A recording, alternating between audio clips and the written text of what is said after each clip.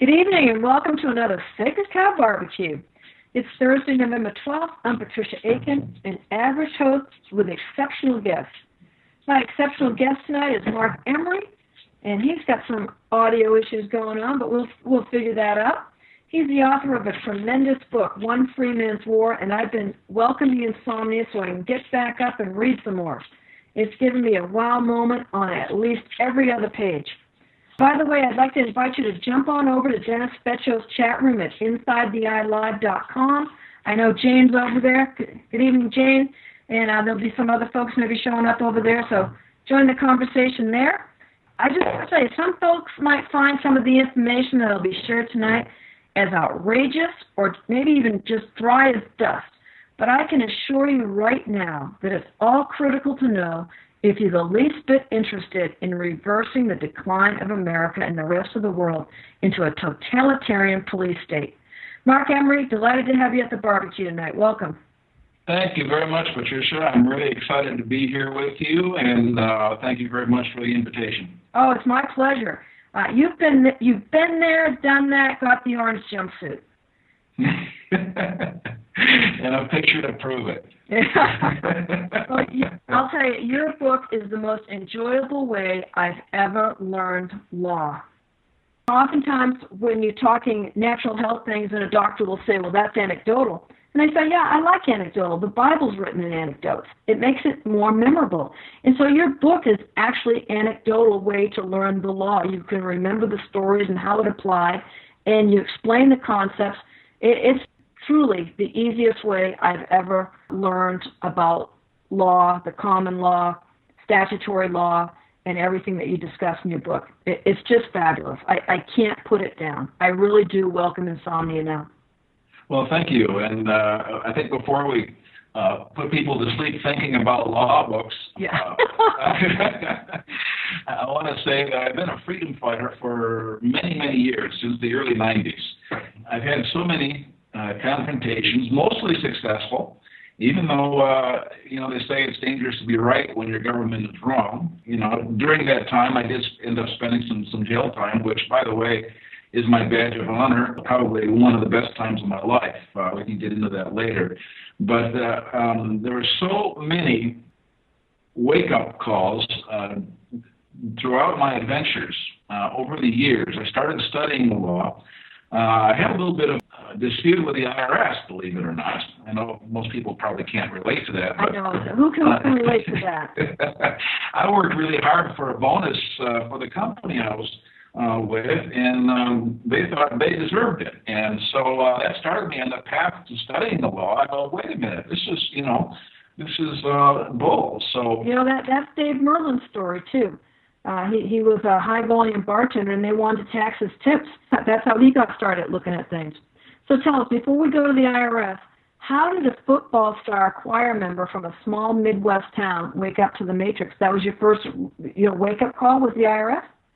Probably before that. My background was international business. After several years of gallivanting around the world, in the private business sector, that created an excellent cover. And so I was subsequently recruited by the CIA. And as a function of that grueling process, they had me read a bunch of books. They gave me a list, but then I created my own list. And I started really finding out what was really going on, especially them doesn't want you to know. For example, promoting the importation of drugs, and we could go on and on about that. But selling guns in Chicago to the gangs. Being recruited by them, they had me read about them, and the more I did, the more I learned, and I started seeing that things were not exactly as they would have us believe. And so it was a gradual kind of thing. So you were back when you started out in the freedom movement. Is that what we want to call it? Sure. The Freeman movement, I guess. Freeman movement. When you wanted to get out from under the corporation nation and go back to an organic country, as it had been formed. Mm-hmm. You were back in the day of cassette tapes and fax networks. Fax networks. No internet, just fax. Yeah, no cell phones or internet back in those days. But people always managed. It's hard to imagine back then, isn't it? Yeah. But, how did we do things back then? But well, actually, people probably got together more face to face back then than just being keyboard warrior now. Warriors. Yeah. Mm-hmm. Yeah, exactly. In fact, it's interesting how things develop because as I started studying the law as it relates to defending myself against bureaucratic tyrants, I started to learn a couple things.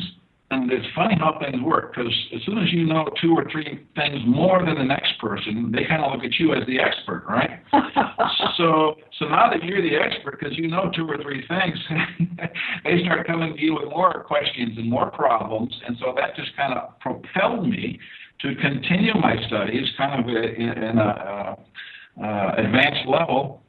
And one thing led to another. And so talking about getting together and meeting with people, I began to realize that I wasn't the only one that was having issues. There was just about everybody I knew had some kind of problem or disagreement or had been brutalized legally one way or the other. And so it wasn't long before, I had quite a little following, and we started a law club. And you were actually rubbing elbows with some of the giants of the Freeman movement, people like George Gordon. Yeah, in fact, that was, kind of where I cut my teeth was in the Barristers Inn School of Common Law. Him and John Hallstrom put together a video series, and I just cherished that. I just poured over those videotapes like there was no tomorrow. And so I got the whole scoop on their perspective on courtroom procedure, and they made it so entertaining. I mean, I was laughing half the time. How you can really turn some of these so-called, professional legal people from officialdom and just get them spitting steam out their ears and all red-faced because they didn't know what to do with you. And so these guys had me rolling in the aisles, and I really began to see not only was it funnier than heck, but it was extremely empowering that with a little bit of knowledge, boy, you could really turn officialdom on their ear. And so that kind of started my whole career as a legal revolutionary. Troublemaker. Yeah. Yes, I am, and I'm proud of it. Yeah, and you have fun doing it. Yeah, a lot of fun. I want to say eventually what I want to eventually talk about a common law courts and things. And I want to really go heavily into the Montana Freeman later on. Great. So we'll build up that. So I just want to that's coming. That's a subject that I've been really fascinated by and never got the full story, even though John Harkins died before I could really ask him, and he'd been in good contact with them from the Idaho Observer all through that. So, but you've got the inside track on that, and that's pretty fascinating. I spent some time, a couple times up there with them, a good amount of time, and in fact, I just recently reconnected with one of them, and we've had some fantastic conversations. How do you see the things are going in the U.S.? You've left the U.S. Yeah. Well, after all of my escapades, I was kind of a Don Quixote out there swinging at windmills, right? Not so much thinking that I could change the world, but I thought, well, if I took the lead and exposed reality for what it was, brought to the fore solutions to the problems and a way to deal with that, I kind of halfway expected people to kind of rally behind me. Well, most people who don't have the knowledge, obviously they live in fear. It's a sad fact, but that's where most of us are. We live in fear due to lack of knowledge. When I was leading the charge, I'd turn around, looking for my army to back me up, and all of a sudden nobody was there. So that made it interesting, and it really made me stronger as a result because, I had to do things pretty much on my own, but quite often in concert with a lot of people. I was coordinating with other leaders from around the country. You mentioned the Montana Freeman. There was a group of common law court people very strong in that area out in Kansas. Studied intently, Howard Freeman stuff, spent a lot of time on the phone as a student with Hartford Van Dyke, learning the commercial lien process. And so there was a lot going on back in the early to mid-'90s. There was a lot of activity. There was, and I could go on, and that's kind of what my book gets into. It was just, it's kind of a collage of so many different efforts that were going on at the same time. I wanted to share that with people so they could kind of get a feel for the energy, that was going on at the time, and I think it is today. It's gelling and it's coming back to the fore as more and more people start to wake up, and so I think that's great. There's the folks in the chat room, and hello to Mer Bailey. Casseret, good to see you. Come on over. The chat room's really great. InsideTheEyeLive.com. Dennis Feccio is a tremendous host on Saturday mornings. That's his show, Inside the Eye Live. If you haven't been there, you're missing out. It definitely is intelligent media for the politically aware. Those folks in the chat room that hang out there, they are some of the most informed I know. So please run on over, join in. They don't bite on Thursdays, Saturday mornings sometimes, but not on Thursdays. So go on over and get a warm greeting from them. I'm sure they'll give you a great welcome. So, Mark, you see things, people, it seems to slow down. It must be working because sovereign is the new S word. They hear that and people go crazy. Yeah. Yeah. Yeah. It's there's power in words. If you just study that issue, I mean, it's biblical. Flip Richardson was here last week, and we were talking about the words and how they, the real meanings of them and how we've been deceived about that. Yeah, that's a shame because what the attorneys have done is just bastardize the language. And that's a trick that they use in law. That's one thing you have to understand in law is that they're saying one thing in the common colloquialisms, and you interpret it, in the common interpretation, when in fact you go into the law books, they could take one word and it could have a completely separate definition in front of several different bodies of law. Absolutely. It can mean 5 different things, depending on. And he also talked about dog Latin and things like that. You're out of the system. You've been out for a long time. My frustration is always with sovereign gurus or Freeman gurus. I seem to get 2 gurus. I have 3 opinions. Nobody really is providing a roadmap on what needs to happen. And I understand that's because they changed the game. What used to work 10 years ago perhaps isn't working now. What are you seeing in terms of, is the path that you took, is that still a valid path? I would challenge that statement where you said they changed the game. That is true when you're dealing in the legal court system. There have been efforts and movements, and people were using certain techniques and legal technology, and then there would be a judges' conference. They would get together. In fact, I've actually seen one of the papers they put together for a conference in how to fight and combat, the common law court movement and the sovereign issue. But all of that is from the perspective of playing in their sandbox, okay, playing according to their rules. And that's where almost everybody goes wrong, okay? We're trying to beat them with their own stick, all right? The core issue is that we have to understand who we are. And how do I get into that? It's real simple. Are you a servant to man or a servant to God? Okay? It's that simple. It boils down to that. And I would venture to say, at the risk of offending some people, but it's just a matter of fact that most all of us, and I have been, and to some degree still am, hypocritical. Because we go to government looking for benefits. Oh, I want the privilege to drive when I have the right to travel. I want tax benefits when I get married, so give me a license. I want this benefit, that benefit, and the other benefit. And they're all adhesion contracts. Yeah, and we have to make admissions and confessions, and when we sign those, in order to apply for those. What's the admission and confession? I am a U.S. citizen. And before that, you probably weren't. Okay? And people need to understand the difference between the United States corporate democracy and the Republic of the United States of America. And I get so upset with people, I have constitutional rights, and I demand my constitutional rights.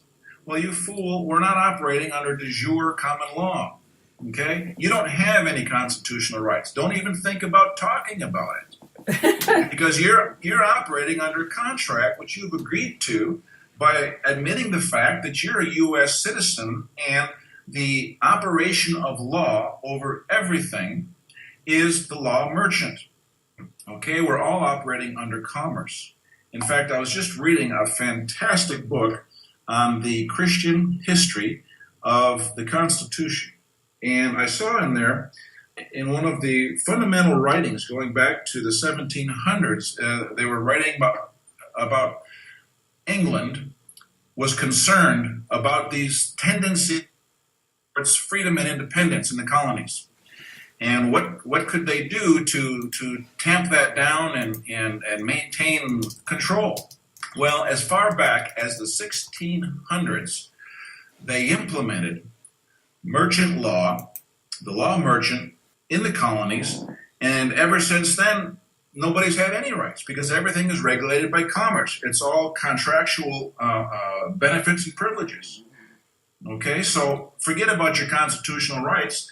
If you have a bank account, work for a corporation, have a voting card, have a driver's license, any of those government benefits, forget about your constitutional rights because you don't have them and you don't deserve them because you've admitted that you're a corporate entity subject to the corporate democracy. And so that's what we have to get clear. I'm not trying to offend anybody, but... Offend away, Mark. We're equal opportunity offenders on this show. Go right ahead. I am too. But here, this is the conversation I had with Clint last week, is he was saying, and let's see if you agree or disagree here. I'll do this in love here, but he says, we the people is capitalized, and that doesn't refer to us. It meant to the prosperity of the founders, of the signers, not to the rank and file. Mm-hmm. Well, I don't know what to think of that, really. To me, that's just a little bit esoteric. I like to kind of stick with more pragmatic and practical matters, which are more quantifiable. So that's kind of getting up there for me in the clouds. Okay. Fair enough. Fair enough. And so, yeah, it's not worth arguing about if the Constitution really doesn't apply right now anyway. Now, I see it this way, and I know you've mentioned it in your book. I think the beginning of the end was right after the Civil War, the 14th Amendment, and then the fact that they never repealed Reconstruction Acts. Matter of fact, I wrote to the Library of Congress and Congressional Research Institute and asked them, as Richard McDonald recommends, if the articles of the Reconstruction Acts had ever been repealed or ended. And, they took 8 weeks to send me back a letter, a single space, a page and a half, saying, look it up yourself. I thought that was pretty darn interesting that they refused to answer that. Mm-hmm. So it should be pretty fair to presume what the answer would be. Yeah, that's a no. Mm-hmm. Yeah. Okay. Yeah, that's a no to me. So from there, I say they took it. The next huge one that they did was the Buck Act. Do you agree the Buck Act really cemented their power in a big way, this corporation? Yeah, that seemed to kind of overlay federal jurisdiction over everything. But again, all of that comes from Washington, D.C., from the federal authorities, the corporate democracy. And that only applies to those members of that corporation. And so what I'm all about, what I've done myself and what I teach people is that, we don't really need to concern ourselves with all this federal mumbo jumbo. I mean, it's impossible to keep track of. I mean, who can keep track of it? If you're a professional, that's all you do. So, again, we need to kind of break things down into practical matters, determine who you are, and then be true to yourself and act accordingly. Right. Now, that requires some major shifts in the way you do business, the way you think, the way you handle things. And some people, honestly, are just not willing to make those changes. But I'll tell you, if you do, there's nothing more liberating, more gratifying than really being free from all that CRAP. And so that's where I come from. Okay, I understand that. And so people want a roadmap. You're having a seminar next Tuesday online. How much is it going to cost? It's free. Free webinar. Free webinar Tuesday night.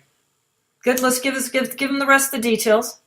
How can they sign up? You need to register. You need to go to One Freeman's War. That's Freeman with an S. One Freeman's War, spelled out, ONE, and you'll see the webinar page, and just follow the prompts from there.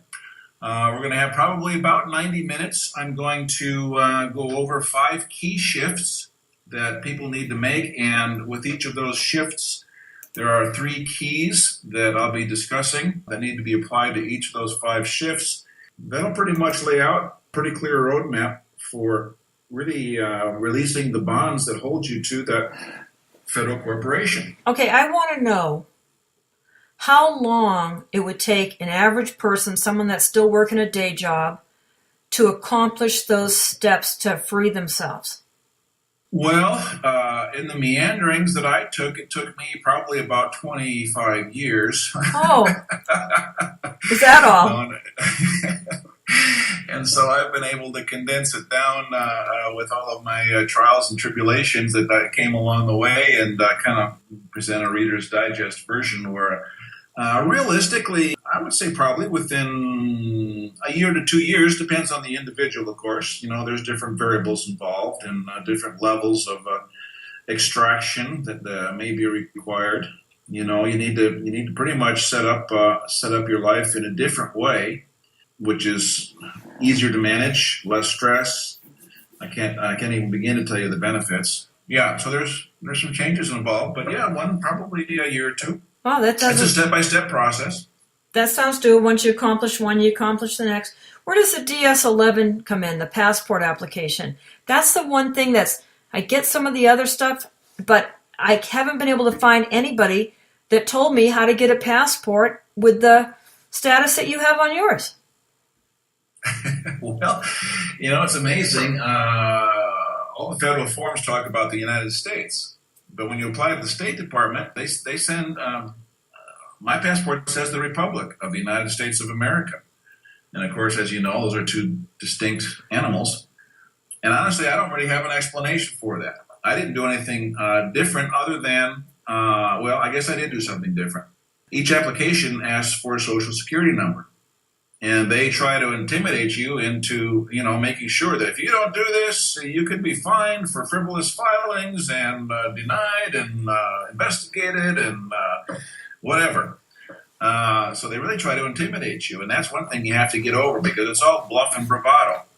They're trying to, you know, browbeat us into doing certain things a certain way, and most all of us do without, you know, even thinking twice. Well, this is what you have to do. I just put in all zeros in the Social Security number. There's no requirement that you have to give a Social Security number. And in fact, I just went for an extension because I travel a lot. I had to get an extension of the pages on my passport here, and I went down to the local embassy. I live in Panama. To get that, and I was all prepared to have a big run-in with them about it, and had my research with me and everything else. And you know what? I just filled out the form 0000000. The girl looked twice at it and kept right on going with the process, and didn't even come up. Well, that's fascinating. How about the part where it says were your parents U.S. citizens? That's a good question, because the chances are they were. Yeah. Chances are they were. So you'd probably say yes. There are instances on federal forms that I modify the forms. I mean, if you're going to be true to yourself and act according to who you are, a lot of the things that are on those forms you can't sign and agree to. All right, so you have to have a sharp eye to catch those things, make the necessary modifications, put it in. I have I think a file somewhere that someone gave me about how you can go down and you actually have the people behind the counter at the passport office, have them fill it out, and you're standing there directing them and giving them information. Or doing it in front of them some way. Because this is, you can see there's some sticking points here with this, and if you don't fill it out right, you could screw it up. But you have one that says Republic of America? Republic of the United States of America. Republic of, okay. Now there's, just like it says on the Declaration of Independence. Well, now, isn't that something? Now, listen, there's a big controversy, and I'd like your take on this. A lot of people are, like Richard McDonald's group, and Rich Iverson's a very good spokesman for that. He talks about being a state citizen. He says state citizens is a good status to have. You don't want to be a U.S. citizen. And other people say you want to be an American national or a state national. Massachusetts State National, Texas State National, whatever. What's your take on all those? I think both of those are correct. Being a state citizen is distinct from being a U.S. federal citizen, all right? So that's a step in the right direction. And then when you say you're a U.S. national, you're talking in reference to the national government, okay, not the state government. So you may very well be a state citizen who is a U.S. national. I think those can work in harmony just fine. Okay. But Rich's point that he doesn't see American national in any appellate court decisions or Supreme Court decisions, but he does see state citizen. Mm-hmm. So that's why where he was comfortable going. Mm-hmm. So interesting. Okay, I just want to see. Like I say, you have two gurus, you have three opinions. So yeah, and just to follow up on that, again, I'm fairly pragmatic, and I don't get all tangled up in my underwear on some of the technicalities that people can get into. I mean, there's so many rabbit trails you can go down into. It's amazing. As far as my status, I was born in Illinois State, and I'm a child of God, and that's my status. And as a matter of fact, I was standing in front of a judge one time, and she said, well, she's trying to get me to make admissions and confessions that I was engaged in commerce and, all the typical trappings. And she says, well, how do you make a living? And I says, well, God provides very well for me. And you? Thank you for asking. And she was just kind of befuddled. She didn't know how to respond to that. Another case, oh gosh, I got so many stories. I was in front of a judge. In another case, they were trying to nail me for criminally impersonating myself using my given name without my family name. Yeah, I think this is a hilarious story. What they'll just cook up anything. They have just drawing at straws to get you back to your straw man. Well, I drew a pretty big target on my back when, I was very public. I was on the radio. I was doing public training sessions, a block down from the Denver City Police Station. We're running around the Denver City Police Station with cars with funny plates. And, with my radio show, I was just really getting in their face. And so I was educating a lot of people. Yeah, they don't mind a sheep getting out of the pen, but they really don't want that sheep that gets out to be showing the other sheep how he got out. Yeah, it's bad for business. They take offense at that. I mean, think of the ramifications if everybody knew how to remove their motor vehicle from the state licensing and registration system. Think of what that would do for revenue. Oh, my gosh. Think how much more money everybody would have in their pocket if they weren't paying all this fraudulent stuff. Sure. So, that's bad for business. I was bad for business. So, you know what that means. Yeah, it means we're going to find a way to show. But you have to tell the story. I was laughing out loud. Now, everybody says LLL and types that in. I really was. When I hit the story where you're in jail over that, I think that's what the incident was about when they were trying to say that you're impersonating yourself, that you broadcast your radio show from jail. I was howling, laughing. Well, yeah, that was amazing. I spent a lot of time in courtrooms, and I'd assist people who none of us, believed in using attorneys, so we were going pro se. And so I spent a lot of time in courtrooms in different capacities. And there was one particular friend of mine who was having a serious war with the state attorney general. And, they almost killed him a couple times with SWAT raids and in front of his kids. And anyway, long story. So I'm in court trying to help this guy. And the week previous, he was in another county with one set of charges that they had against him. And I was very emboldened by the fact that the prosecuting attorney tried to get me thrown off of the defendant's table because I wasn't a licensed attorney. And so anyway, I was emboldened by that. So 2 weeks later, in another county courthouse, I go one step further, get a court order from the judge to give me unlimited client attorney visiting privileges. Right. Well, let's go back for a second, because I think your argument to the judge the first time you look over and the prosecutor has how many people at their table? Oh, it was just full. The prosecutors got, 3 or 4 assistants, piles of books, stacks of files and references. And I mean, it was just looked like a war wagon. And here's my friend, Gary. He's physically a dwarf. He stands about 4'6". Okay. He's a threat. Jumpsuit. And so the prosecuting attorney is trying to, he's virtually screaming at the judge. Judge, he can't be here. He's not a licensed attorney. He's not a party to the action. He's not registered with the bar. And he's just having fits. And I just calmly looked over at him and I says, Judge, if the court is going to present any semblance of a level playing field here with Mr. Widman, I would suggest that looking at the war wagon that we have over here with all these people and books and everything else, that you at least allow Mr. Widman to have an administrative assistant here to take notes, try and keep him on point, which is my only function. I'm here in an administrative capacity, not for representation. The judge pondered and thought for a minute, that's reasonable. Okay, you can stay. And you could just see the steam coming out of the county prosecutor's ears. And, they hate that when they get a wild card, because the attorneys are so used to just playing the game with each other, right? Attorneys don't know law. The bar club. They know procedure. Right. They know procedure, and they have their little procedure down.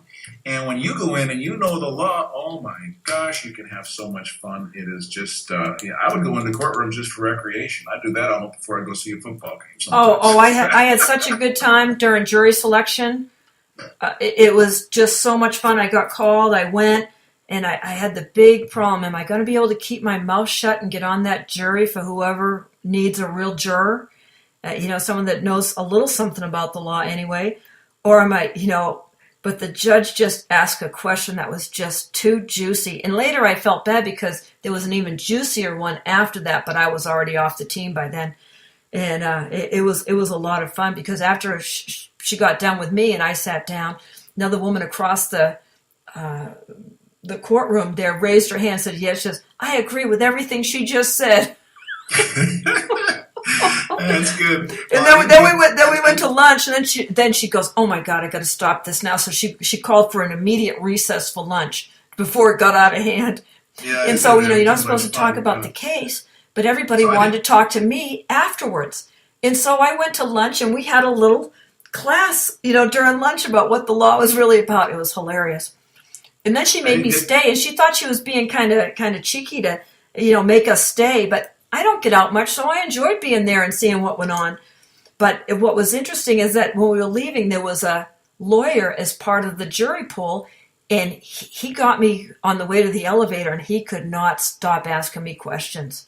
He did not know anything that I was talking about. Yeah, I was saying, here, look this up. Now look this up. Yeah, it was pretty amazing. So I never got to the story you asked me to tell about. Yeah, okay, go ahead. Keep going. Doing the radio show. Right. So here's my friend Gary. So he's over in Jefferson County, the second jurisdiction now on other charges from the state attorney general, and I'm in court to help him. Right. So anyway, the hearing wraps up, and the prosecuting attorney says, "Well, Judge, we have an arrest warrant here for Mark," and of course they didn't. But anyway, they arrested me for criminal impersonation using my own name, criminally impersonating myself. I ended up in jail, and I'm thinking to myself, well, I have this radio show once a week on Saturdays. I have to do. What am I going to do for that? And the way they processed me in the jail in intake was different from everybody else, and they did that specifically so I would not come anywhere near my friend Gary. So they were making a concerted effort to keep us apart. And so he was in the basement. They put me up in a cell pod up on the 7th floor.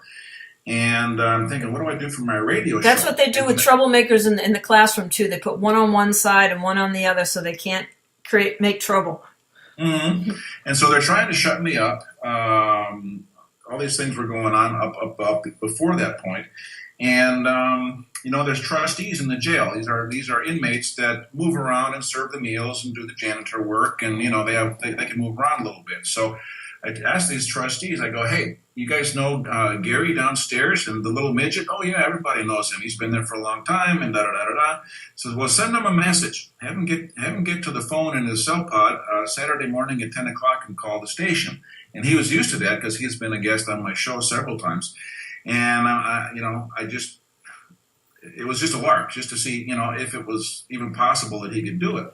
And so I made arrangements with the guys in my cell pod to use the one phone that we all had access to. I called collect to my radio station, and all of a sudden, I hear the intro music and bada bing, bada boom. There I am doing my show from inside jail. Well, I have to say hats off to your producer because they were heads up on this. I give them the credit that they were ready for this and were able to make it go off without a hitch.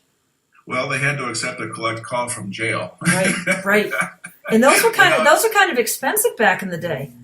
Yeah, a little bit. So here they are trying to shut me up, and all of a sudden I didn't know if Gary would get on or not. And so I'm interviewing all the inmates on all the abuses that are going on in their cases. So instead of man on the street, it was man in the cell. I'm just rubbing salt into the wound and making it bigger. And about 15 minutes into the show, after a couple interviews, my board operator says, "Oh, Mark, you have a caller. Gary from Golden is on." And I'm like, "Yeah." It was Gary from downstairs. I go, "Hey, Gary, how they treating you downstairs? Hey, they're trying to keep us apart, so, tell me what's going on." And here we are, the two inmates trying to keep us apart. Here we are talking to each other on the radio. And what were they after Gary for? Because the raids on his home in front of his wife and children were heinous. What heinous crime had he committed to get that level of attention? He was involved in helping people file claims for the Farm Claims Program back in the early 90s, if anybody recalls that. Roy Schwasinger and a bunch of people were kind of heading that up. Basically, it was filing claims for fraud that the federal government had committed against the people. And there was a federal case that apparently opened the door for people to file claims for damages, for the fraud that's been perpetrated on us. And so he was helping people, and so they had to, put a kibosh on that. And so they infiltrated, these groups that were doing this and sent Colorado Bureau of Investigation people to act as, stooges and clients. And so they started taking Gary down and some of those people. Gary retaliated with a commercial lien against the state attorney general and a whole bunch of people. So he had a commercial lien on the state attorney general, which was Gail Norton at the time. She later went on into the cabinet for President Clinton as Secretary of Interior. And anyway, it was a big mess. So there was a real war going on between Gary and the state attorney general. Oh, so he was. Well, it's like you said, it's dangerous to be right. Yeah, when the government's wrong. Yeah. But no, he had federal lawsuits going against him and commercial liens, which are done, extrajudicial without the benefit of a courtroom. It's done in commerce, and he was just going.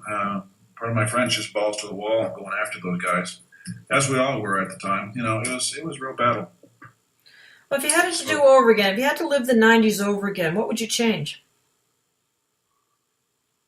Oh, that's a good question. I know one thing. I know one thing you changed. You wouldn't have given the judge your documents when he asked you after the case was a hung jury.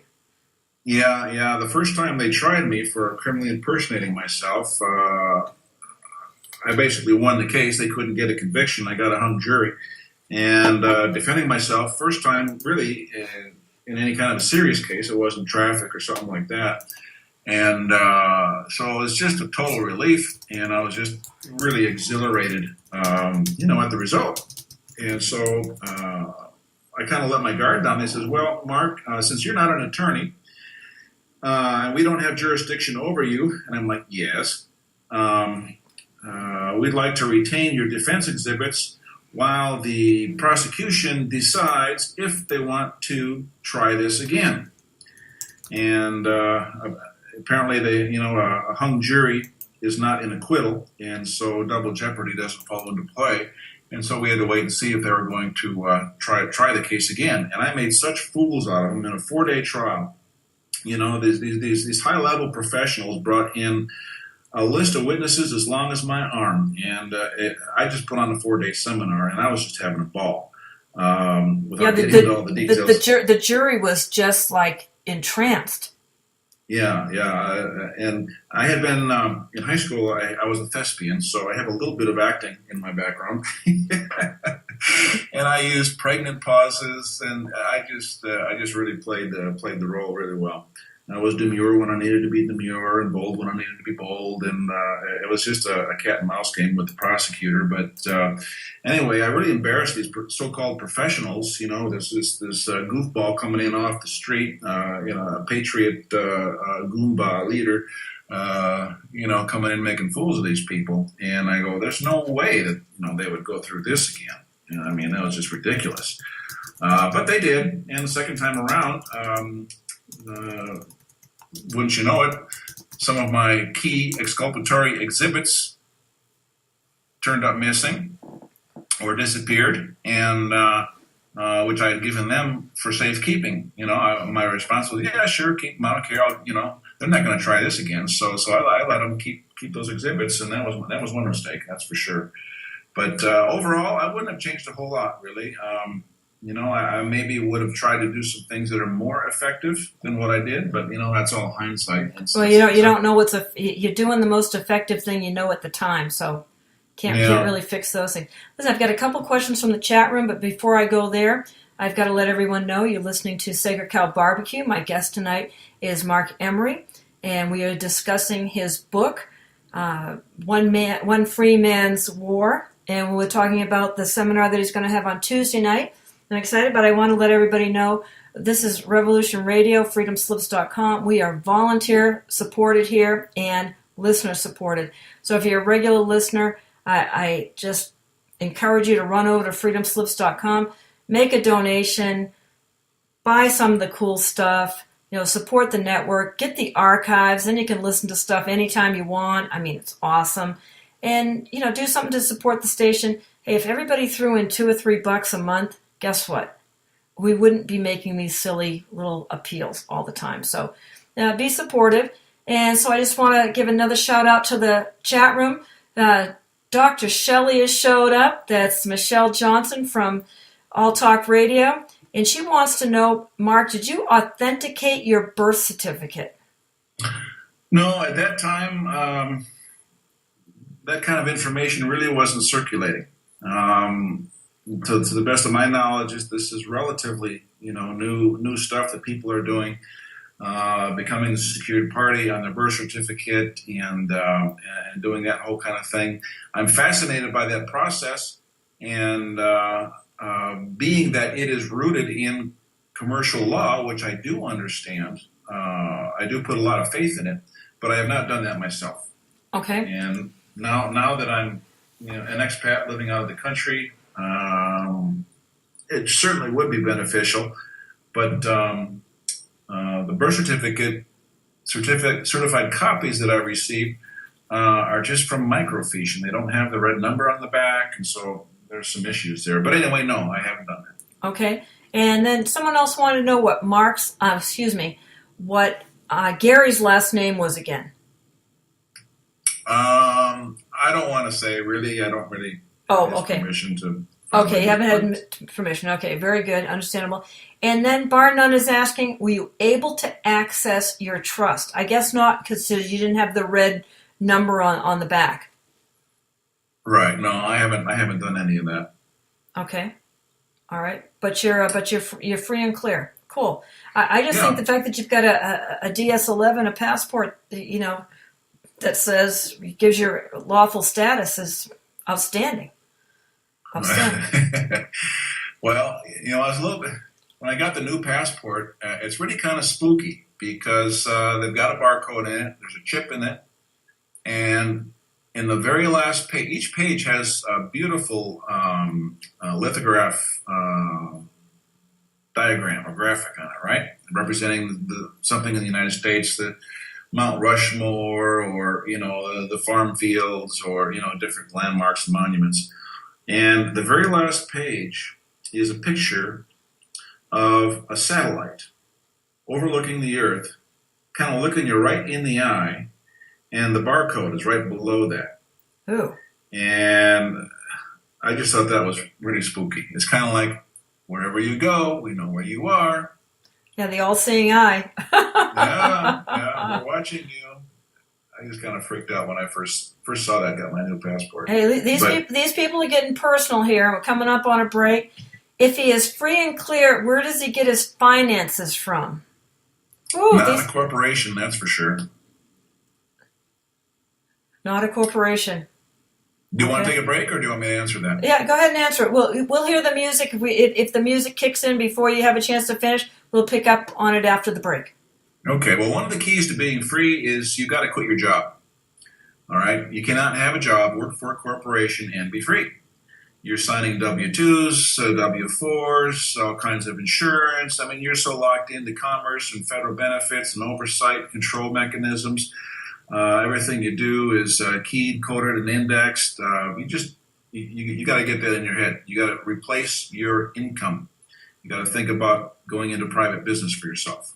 All right, so that's even a 1099 person that's still independent contractor. Well, the people that do their secured party thing on the birth certificate. I'm not an expert on that, but I believe you could still participate in the system as the authorized representative for that trust. Mm-hmm. And those people could probably instruct you accordingly. But my approach is just simply get away from all that. Just don't do any of it.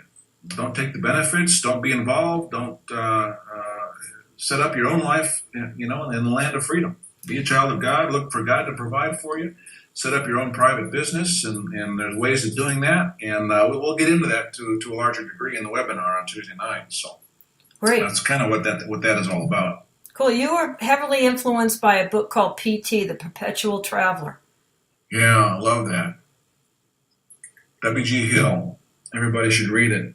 Even though some of the concepts are outdated today. This was back in 1987, before the internet, before 9/11. Things have really changed. I mean, you saw a big change in how the government was tightening things down after 9/11, right?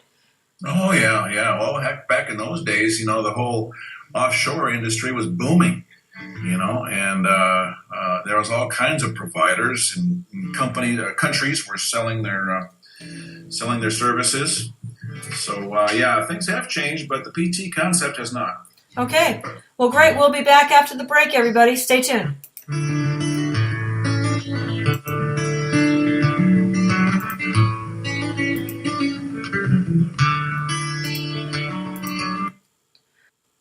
Barbecue.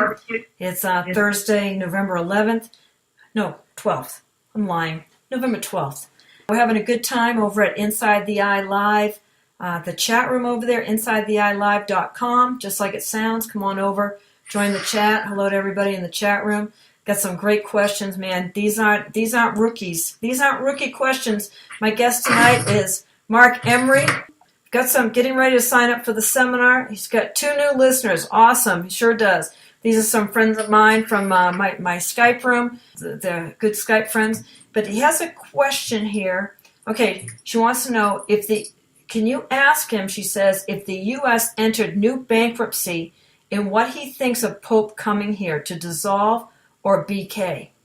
What do you think the Pope's visit was about? Do you know?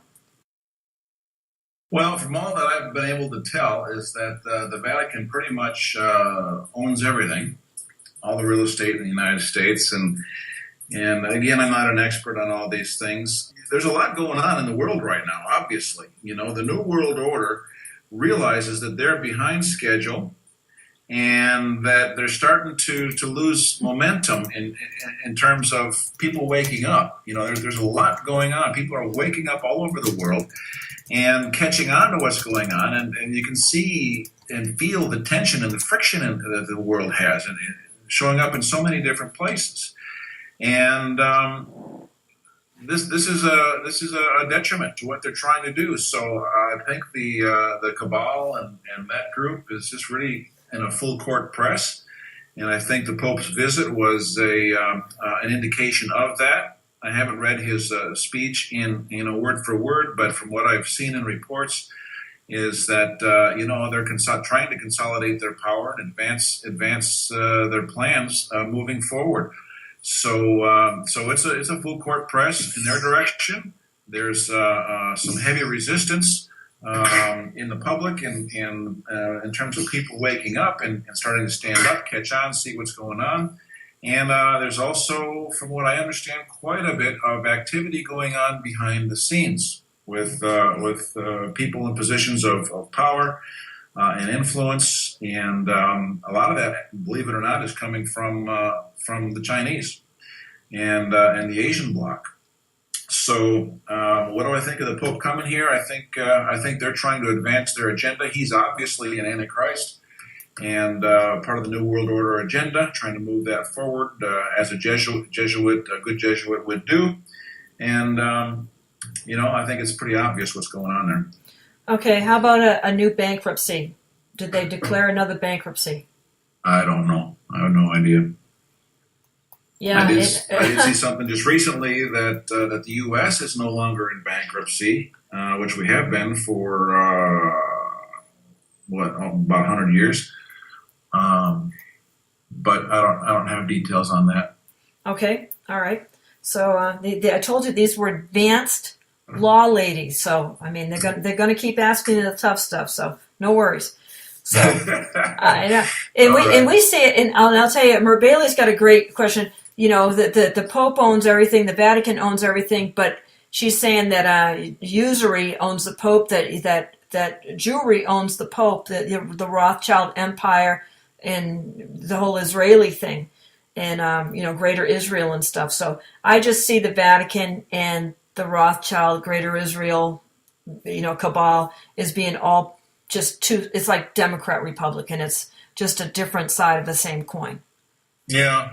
Yeah, and it's all negative energy coming from a similar source. Okay, and we can spend a lot of time getting into that, but in the end, what's the practical effect on our lives? And so that's where I like to spend my time. Obviously, we need to be informed. We need to know what's going on. We need to recognize the signs of the times. And so the more we can learn about these things, it's hugely important.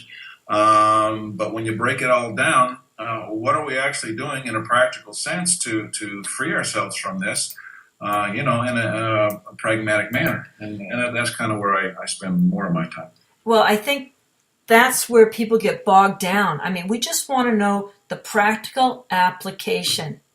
You don't have to know, for instance, if I get in an airplane to go fly in an airplane, I don't have to know everything about aerodynamics.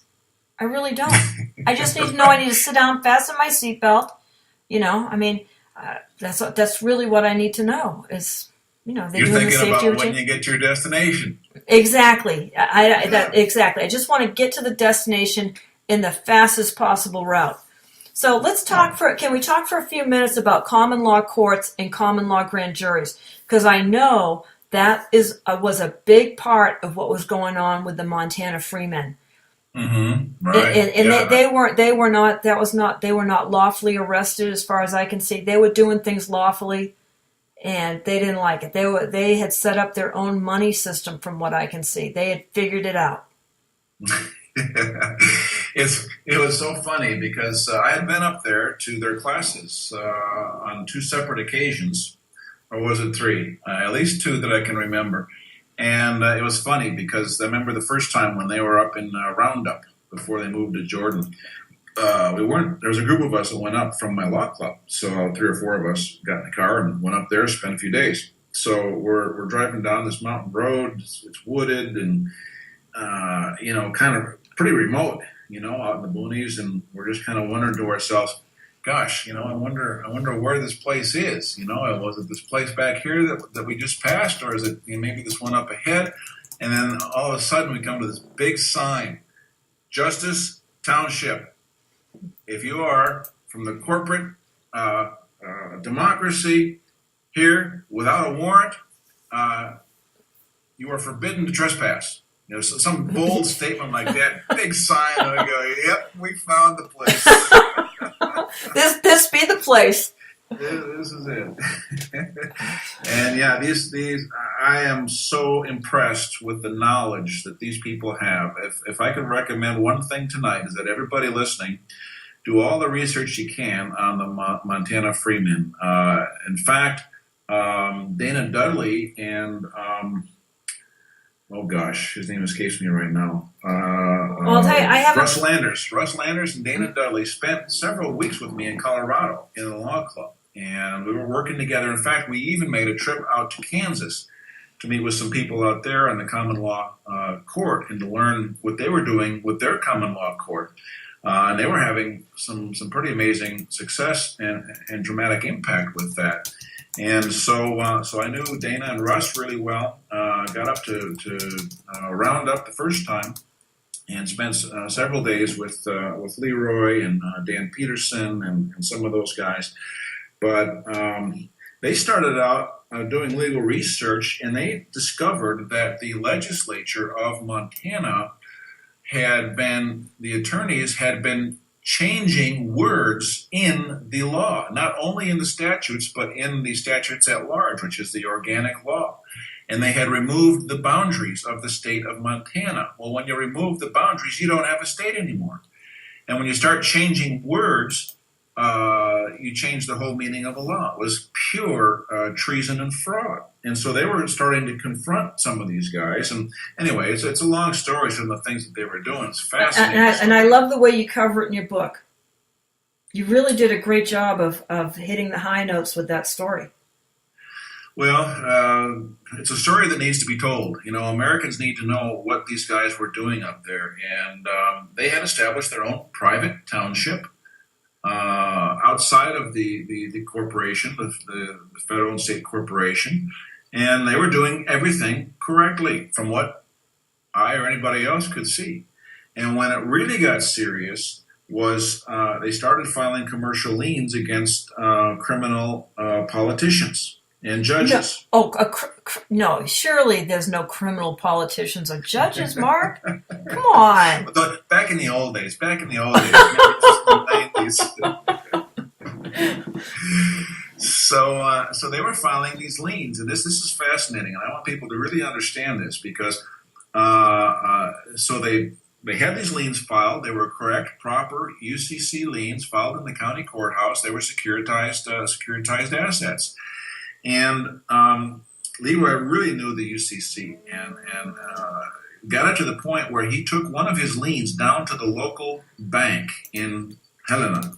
On my show, and they deposited one of their smaller liens. It was only $500,000 or something.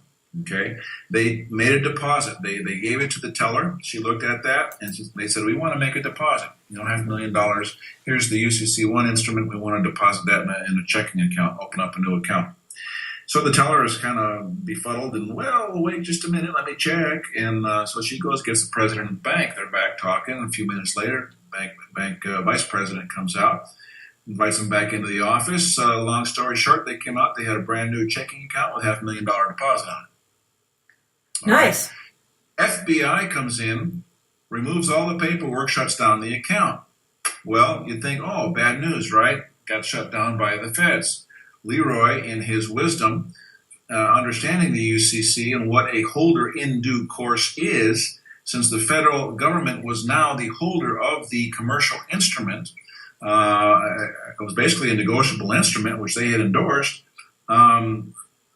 they started writing warrant drafts, which is the equivalent of a check, against the U.S. Treasury of the United States.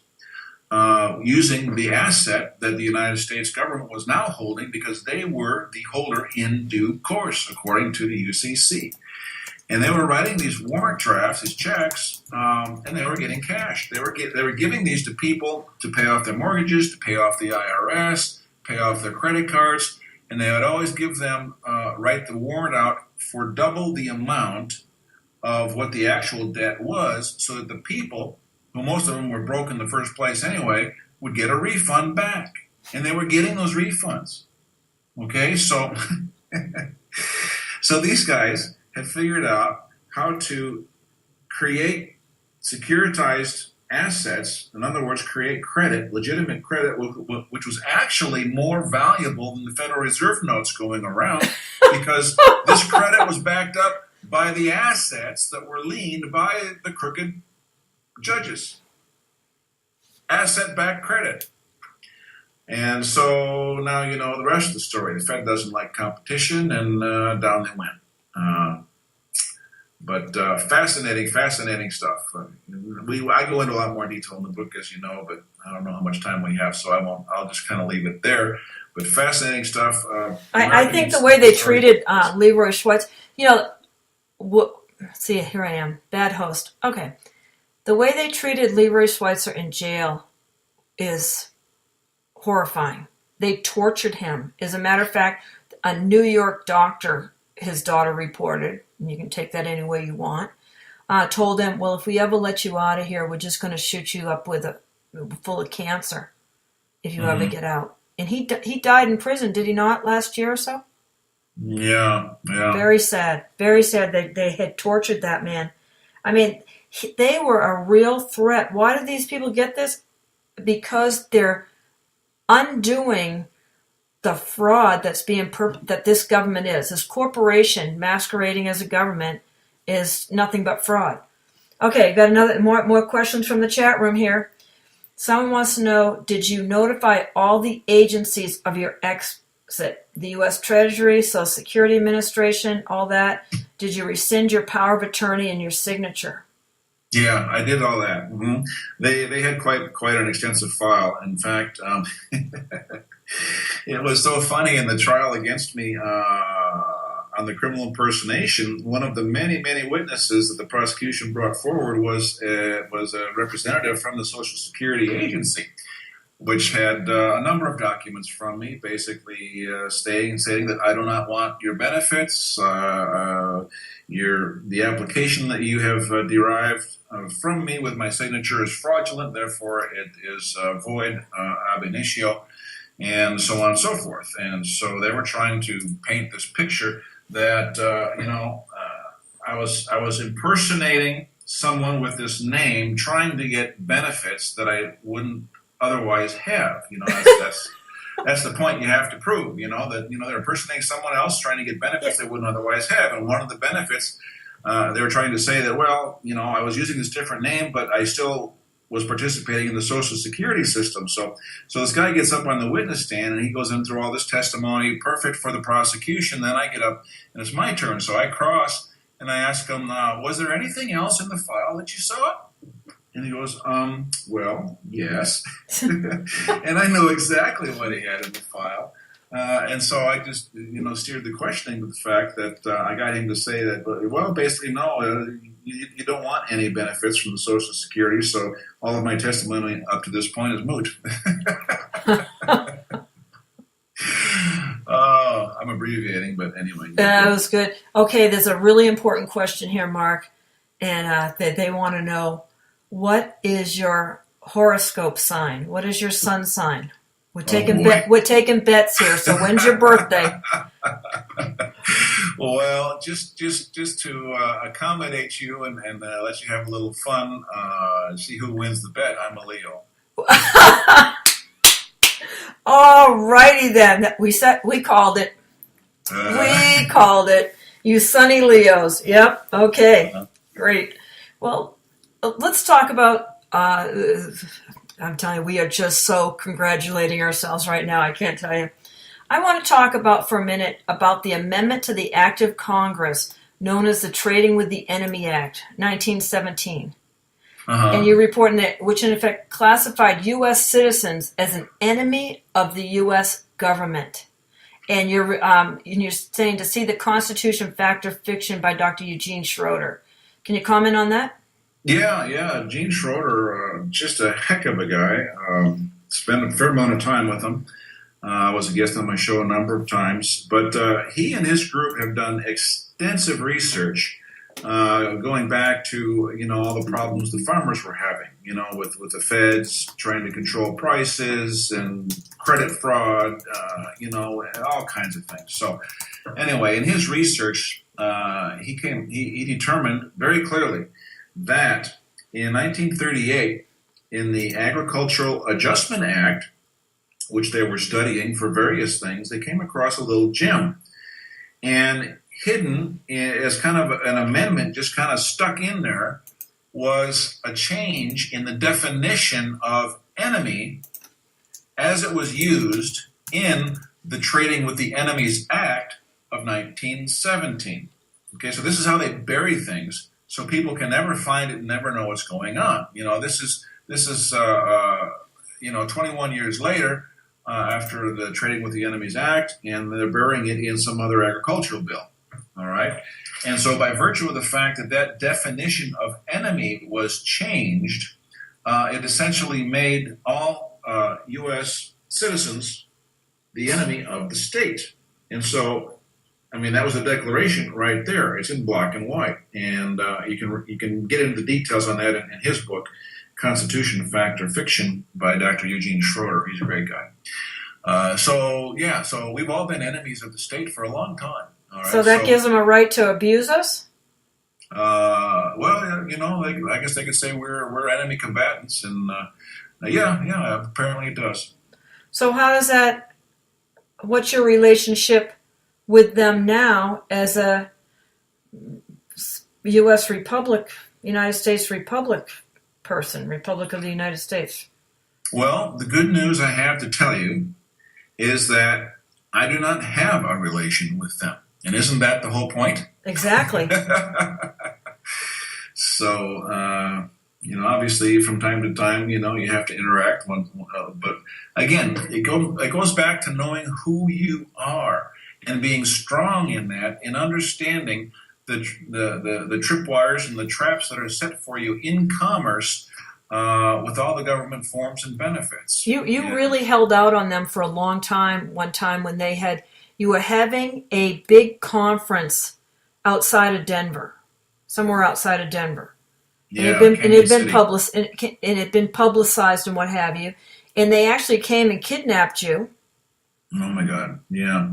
And you refused to tell them your name or to give them anything until they showed you a warrant, which they didn't have.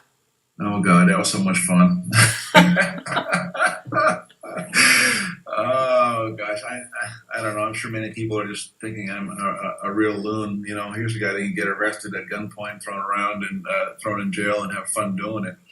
But no, this was more than a conference. This was a statewide convention. It was a common law grand jury, statewide common law grand jury. Gene Schroeder was there. Senator Charlie Duke was there, state senator.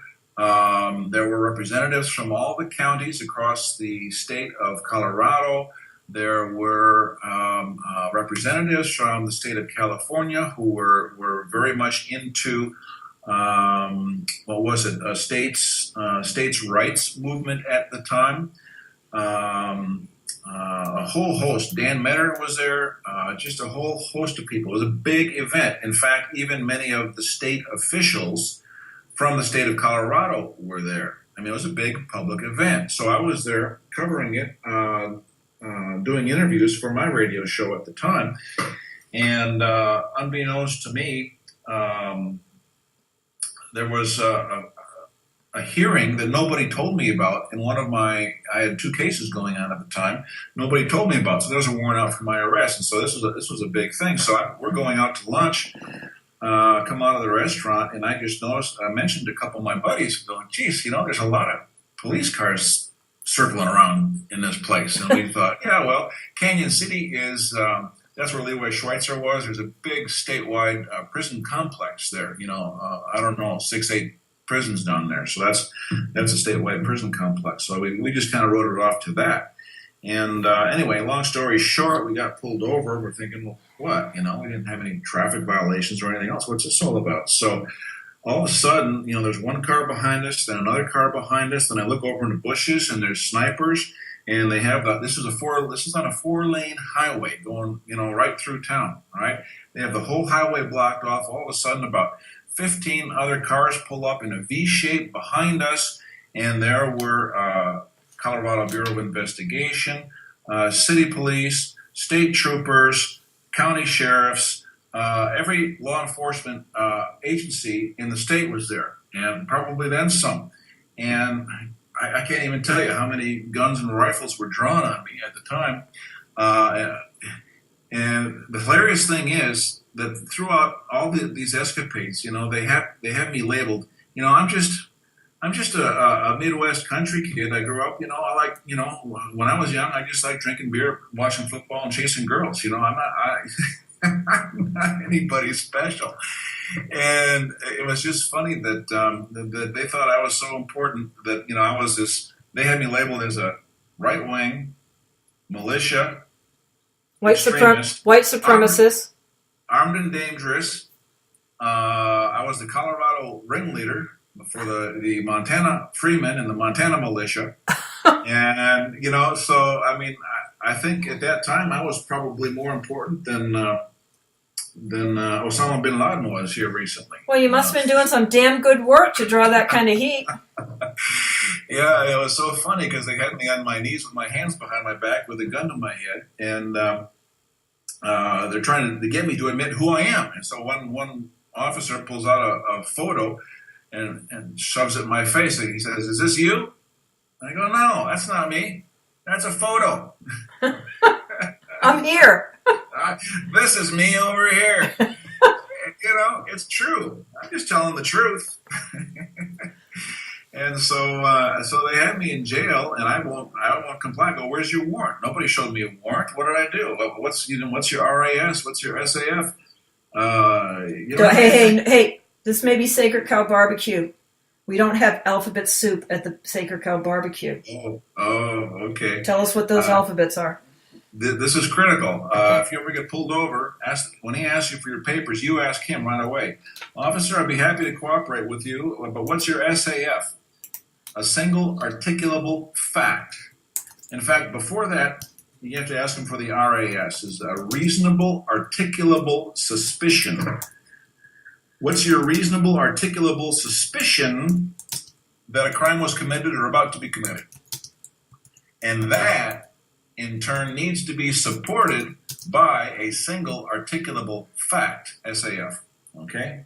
So if they don't have that, then basically you're free to go. And these guys didn't have anything, so I wouldn't cooperate. I wasn't giving them my name. I wasn't, signing anything. I wasn't filling out anything. And, when they bring you to jail, they want you to fill out intake papers and this, that, and go through intake processing and all that. Give them some DNA. Yeah, I don't do any of that, And it was so funny because after a while I realized from the conference I had a name badge sticker on my shirt. They're trying to figure out who I am, and I have my name badge sticking right on my chest. And so I asked them, I need to go to the bathroom, so let me go. So there was a guy with a rifle right behind me, just step for step. So I'm, doing my thing. And right as I flushed the toilet, I ripped off the sticker, crumpled it up, and right as the water was going down, I just threw that in, and away it went. And the guard just freaked out. He did. "What was that? Cocaine? What was that? What did you have there? Come here!" And he starts frisking me and getting all over me, and he was just freaking out. I got it over on him again. So they never did figure out who I was, and they determined it. And anyway, the rest of the story is more interesting than that. But you have to get the book to get the whole thing. Hey, the book is. Can I get like a discount for a dozen? Are they cheaper by the dozen? Because I don't celebrate Christmas, but I may make an exception this year because I just want to give everybody a copy of this book. It is the most enjoyable way I've ever learned law. And you've explained things that were kind of a mystery to me, because when I'm in court, I hear them talking about something like in limine, or, I don't even get that word. And you explained it so well. In limine, yeah. Limine, yeah. Mm-hmm. Yeah, I know. It's great. It's a fabulous book. Everybody, I'm talking with Mark Emery. He is the author of One Freeman's War, and he's going to be giving a seminar, a 90-minute free seminar this week on the practical steps that need to be taken to free yourself from the corporation and go back to being a real person. Okay. I'm calling it Escape the Matrix. Escape, yeah, absolutely. We live in the Matrix, no doubt about it. So you're listening to Revolution Radio, freedomslips.com. This is Patricia Aiken. We're here on Sacred Cow Barbecue, and we want to encourage everybody to run over, make a donation, get the archives. It's only about $5 or $6 a month. You can have anything you want there. Hey, and if you don't listen to Dennis Fecio's show on Saturday morning, you are missing out. He really is intelligent media for the politically aware. He actually is a Californian, and he broadcasts from the Middle East. I think he's back in Jordan now, and Amman, Jordan. And he is a great host and has really tremendous insights. He is right there in the thick of things and calls it like it is. So I want to encourage everybody. And in the best part of Dennis's show is the chat room, and that's why we hijack it on Thursday nights here inside the iLive.com, the live chat. So join us over there if you will. We are having a good time here. Okay, let's get back. Common law court. When you were doing that common law court thing, didn't the sheriff tell the district attorney he wants to use the common law court because it was run so efficiently that you folks had set up? Yeah, he did. In fact, my group with the law club, we met on a regular basis, and we're learning things together, and sharing responsibilities and kind of looking up things. And I would recommend that you folks do that yourself. Get a little group together, and one person can be an expert in traffic matters, another person can be an expert in IRS matters, and kind of branch off, and then you come together, share your information. It's so much easier that way than one person having to, absorb it. You have to have a brain trust, no doubt about it. It's too broad for one person. Yeah. In fact, I created a law club online, but it's nice to have a local group, to get together and meet. But so with that, we got together, and this was during the trials that I had. I actually had two cases that were going. One case was the criminal impersonation, as I mentioned. The other was relating to the fact that I had actually bought a Mercedes-Benz with private credit that I had created. And, once you understand the money system and how we're all operating in commerce with private credit, it's pretty fascinating, and you can have some fun with it. And so I ended up buying this Mercedes with private credit, no cash. Just to test out the system, right? Yeah, a negotiable instrument that I created. And without getting into all the details of that, so I had that case going on. The Mercedes-Benz accepted the negotiable instrument, released the lien. I was getting another guy who had a lease on a car. He wanted to get out from underneath the lease. I said, okay, here's the contract. I'll get the lien released, and when they give that to you, you give me the car. He goes, fine, we'll do that. So he did that. In fact, he drove from Kansas to Colorado to deliver the car for me with a certificate of title. So everything was good and clear to go. Well, the Mercedes-Benz Credit Corp did not process the negotiable instrument according to instructions. They deposited it in their bank. And so they screwed up.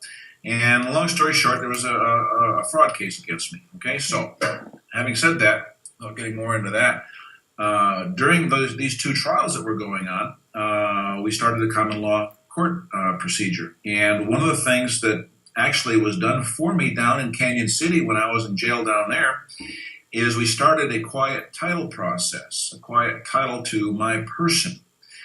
And that's just a simple process of making a claim to yourself and going public, asking any and all other parties who might have a claim on your person to come forward. And when they don't, their silence is consent, and you solve the issue, once and for all, make it final and absolute.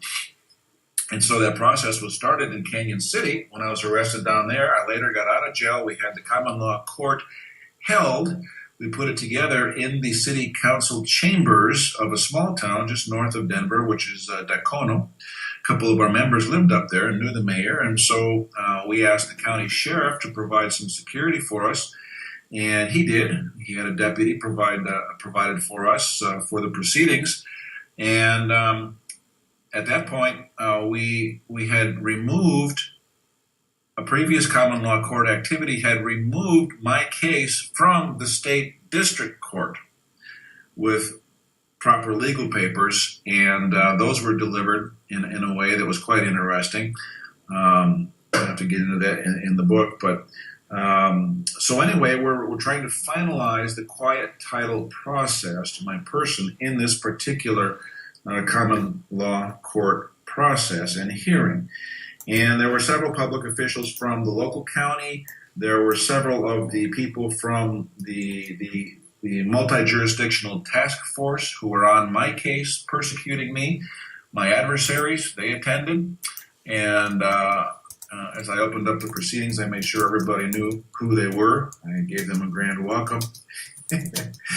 And anyway, we finished that process, and once we got through doing that, and a lot of other business that other people had to tend to, there was an assistant county attorney from Weld County, which was the local county we were in, made a comment that, hey, this was so professionally run and so efficient and so well organized that if I have any issues, I want to come to this court. These are state court officials, right?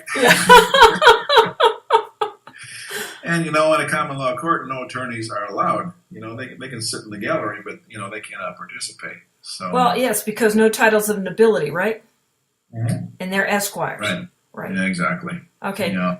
So here's my question that I keep asking about common law courts, because there are organizations going on that are trying to create common law grand juries in all the states and all the counties in all this, but in a common law court, my question is, who then would enforce the judgments?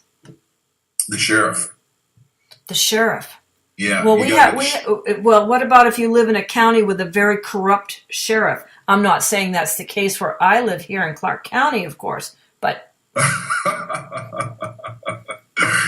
Well, then you got a problem. You got to get the sheriff on your side, and I think the grand jury movement is probably the most important thing that can be done right now. I think that can be the most effective area where each one of us, as concerned citizens, can get involved, gain momentum, get support, get the people behind it, and if the sheriff doesn't get on board, then we get the people on the sheriff. They don't even. I mean, yeah. I know when I lived in Idaho that they had elected a really good sheriff, a libertarian sheriff, or what they call the Ron Paul sheriff, and he was supposed to be open and transparent and good to the people. And then one of the first things he did is the feds came to town and had this week-long meeting, and not a peep out of him. Yeah, well, that's where we, the people, need to be involved. We need to be involved in those things. Okay? Oh yeah, they called him out on it. They sure did. Yeah, and so that's where we have to be bold. We just can't sit idly by and let these things happen. You saw what happened at the Bundy Ranch. The people need to get involved and get active, and get behind the sheriff. And if he's not conducive to what we're trying to do, then he needs to go. So I know that's a process sometimes, and not easy, but that's key. So that's who the enforcer is. So, how do you see people accomplishing? Do you think? Let me see if I can phrase this better. Justice Township is one thing that was a great idea, but shut down. Squashed. Do you see land patent situations where the land is not under federal jurisdiction, people setting up communities there? You're in Panama. Mm-hmm. So what do you see for people that want to stay in the U.S.? Is I don't think it's going to take everybody. It's only ever taken a minority, only 3%. Yeah. Well, the problem that I see is that it's not just the government anymore. All right? We have just as much of a problem with the people. Oh. So many people have just been polluted or brainwashed. Their minds are polluted. We've been severed from our roots. We don't understand history. We don't understand geography. We don't understand our genealogy. We don't understand the traditions and the values that made the country great. We've been severed from all of that, okay? And that's by direct design. Right? Exactly. The family has been destroyed or is in the process. So many people just are living a life without a rudder, a moral compass. And that's the whole plan. That the hand that rocks the cradle rules the world, and the hand that rocks the cradle right now is the nanny state. Yeah. So to answer your question, what I see as being the best solution for those of us who want to try and maintain some semblance of rights and liberty and self-rule and that type of thing is to get together in clusters. Find a county that is conducive to these values, shares these values, and move there. I know a lot of you don't want to hear that, but if you're in a big city, my best advice is just to get out. Go find a nice small town community where you can live in peace, where people share your values, and that's what I see. I think the world is too far gone, really, to try and recover the country, but I think we can certainly recover pockets of it. And that's a sad thing to say, and I don't like saying that, but to answer your question, I think we just have to get together with people that we can relate to and tell everybody else, just go do their thing, just leave us alone. Well, just leave us alone has not worked in South Africa. That's all the Boers have ever wanted was, to have their own republics, and they had them and always been, first destroyed because of gold and diamonds that were found there. Now they've got Oranje that seems to be working well. But again, they're still in the middle of nowhere, open to attack. So it's really going to be an interesting thing to see where people, if they can create these kind of self-rule communities and keep the government away. But the government doesn't like this. They come in and they use brute force. And they have the kind of technology now. Yeah. I'm sure that they're following us. There's a couple questions in the chat room. Okay, they're getting personal here, Mark. I hope you're ready. All right. They want to know, do you use Federal Reserve notes? They're the lingua franca in Panama, aren't they? Yeah. That's the currency down here in Panama. So yes, I do. Yep. Okay. But I've got other real money in reserve. Real money, right? Okay. And they want to know your opinion if you know of Carl Lentz and what do you think of his methods?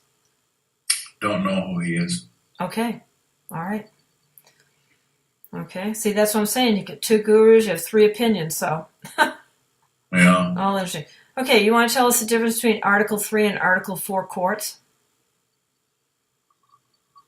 Well, I'm not a legal scholar, but basically Article 3 is a judicial organ that operates for the Republic. And Article 4 is more related to the corporation, from what I understand. Maybe somebody can correct me on that. But the statutory courts? Mm-hmm. Mm-hmm. Oh, So- Merbailey's making a great point here. Merbailey, this is a great point.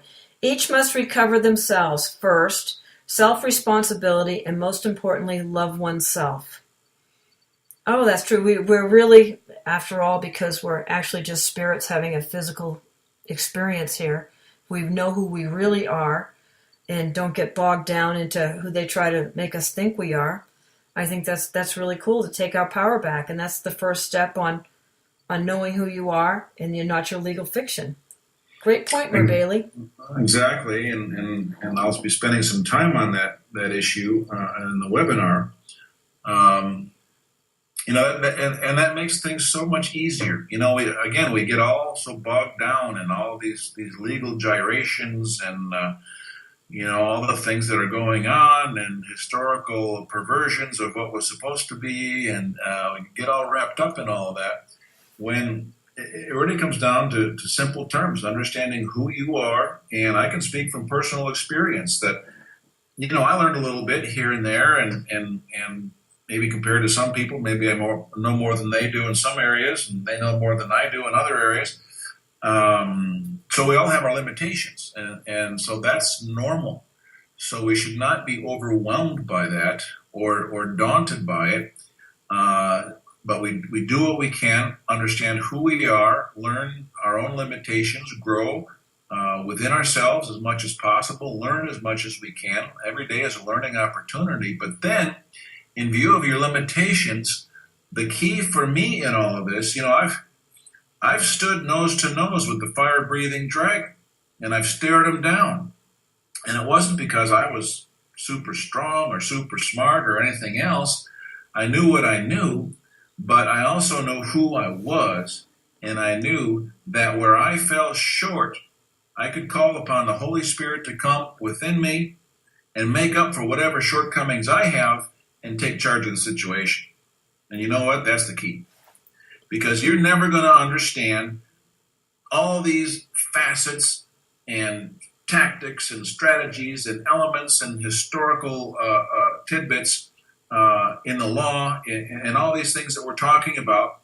Yes, knowledge is important and you need to understand and learn as much as you can, but you're never going to learn it all. And you're always going to feel inadequate. And your strength and your courage is going to come from knowing that you're not alone in this world. You can call upon the universe, the Spirit, the Holy Spirit, whatever you want to call that, and bring that in, invoke that into the situation. And you know what? That gives you everything you need to prevail. Well, you've got a great story about that in the book, about how the prosecutor is trying to trip you up and get the judge to ask you your name, and you just had a clear revelation on what to say. Yeah, this is a traffic ticket, and on the other side of the coin, they're trying to get me on the criminal impersonation, all right? So I knew that I was in the traffic ticket case, and I challenged the traffic ticket, and I had this line of questioning. I was just going to wrap the state patrol trooper into knots. I was all excited about, what I was going to do to the state patrol trooper and have all kinds of fun doing it. Well, it never got to that point because they were trying to trip me up to get me to admit my name, who I was.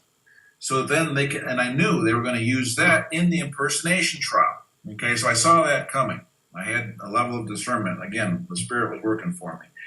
And so they're trying to get me to admit my name on the record. And the judge asked me, well, is your name, such and such?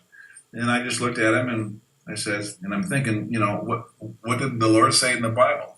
I am that I am. And I said, I am who you say I am. And so I answered the question. I didn't make any admissions or confessions that they could trip me up on. And the judge looked at the county prosecutor and kind of shrugged his shoulders like, well, now what? And they didn't know what to do, and they dismissed the traffic ticket, and I went home. Oh, so, that was kind of a bummer because you never get to. You had a trap all laid for the patrolman, and you didn't get to spring it. I wanted to shoot off the fireworks, but I never got to. So who do you know has ever been disappointed when they got a ticket dismissed in court? Yeah, you really wanted to have some fun with them. Yeah, that's amazing. And do you find that attorneys that you've been up against, even these district attorneys and deputy district attorneys, do you find that they know the law? No, they don't. In fact, my goodness, a friend of mine asked me to go to a hearing for a foreclosure situation. They were trying to evict him out of a house, and it was a private contract with a private party, and they had violated the contract. And anyway, the judge was stumped on one particular issue. My friend had asked me, just come along. He knew I was a law club guy, and just come along and see if I could assist in any way, give him a little moral support. And so I did, and the judge was stumped, so he called a recess. Okay, you guys go down to the law library, and the other parties had an attorney, by the way. Okay, so it was the attorney and the plaintiffs against my friend and me. And so we're down the law library trying to find some case law that would support our position. Judge says, go find something to help me make my decision. And so we do that. We're running around for 10, 15, 20 minutes, and we're called back up to the courtroom. All right. By that time, I had pulled 3 or 4 case law sites that were right on point. And the attorney found nothing. And so the judge says, well, what do you got? Okay, the attorney just shrugs and says, no, I couldn't find anything.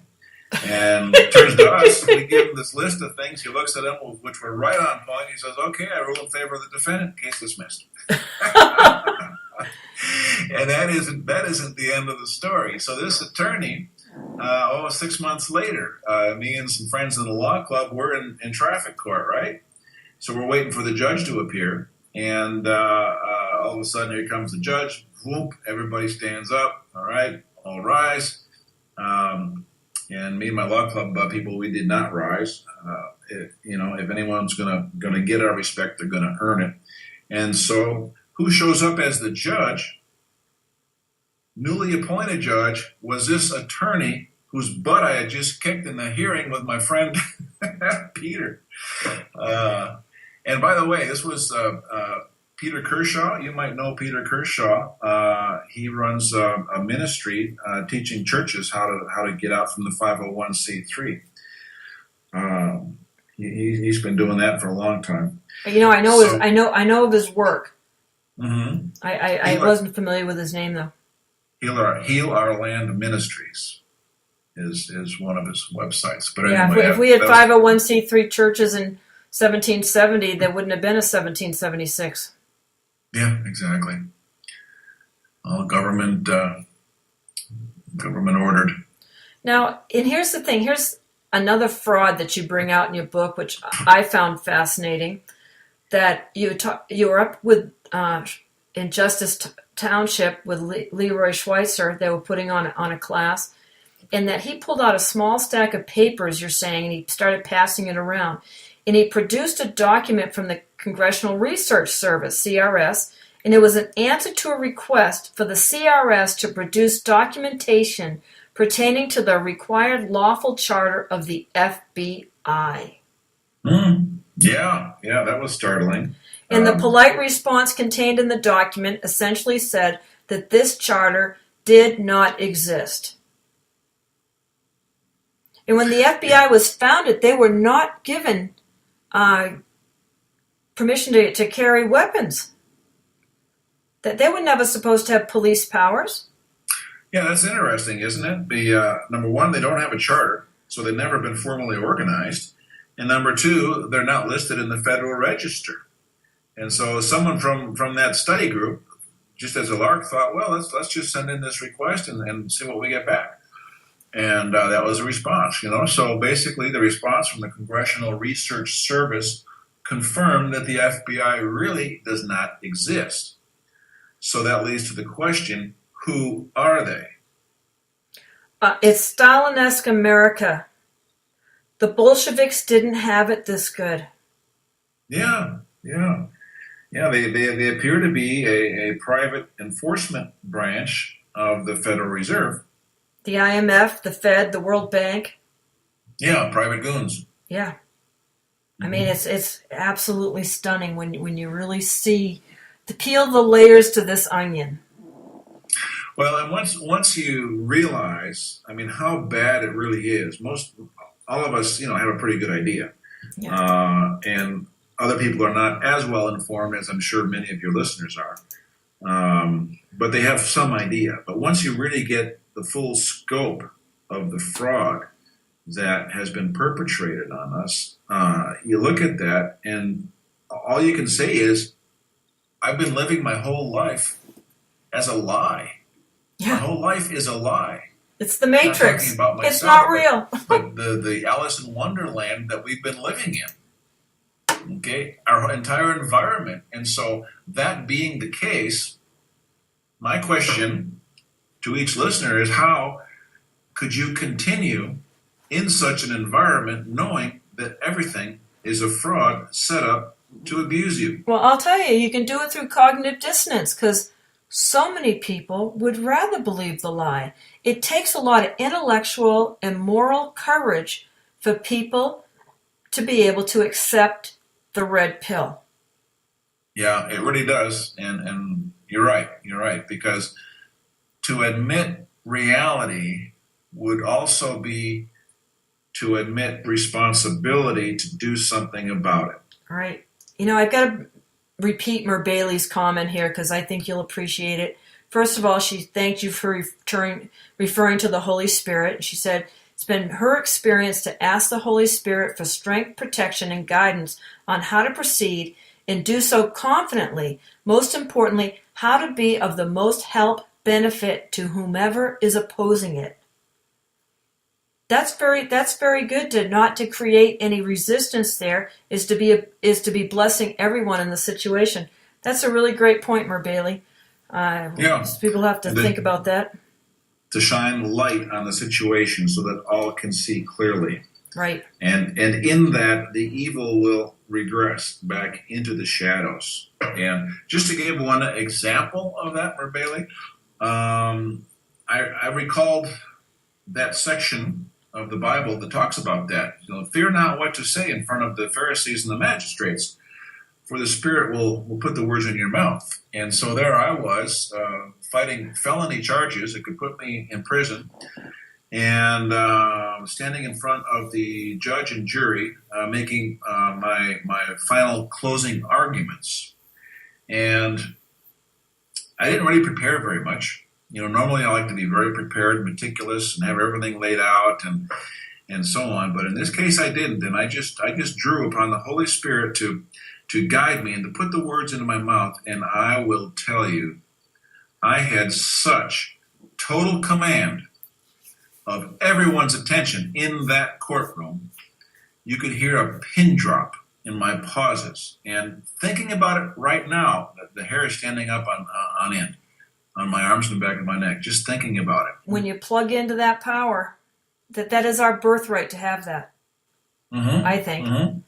Yeah. So listen, there's one more question. We may not have time, but maybe you'll answer it on Tuesday night.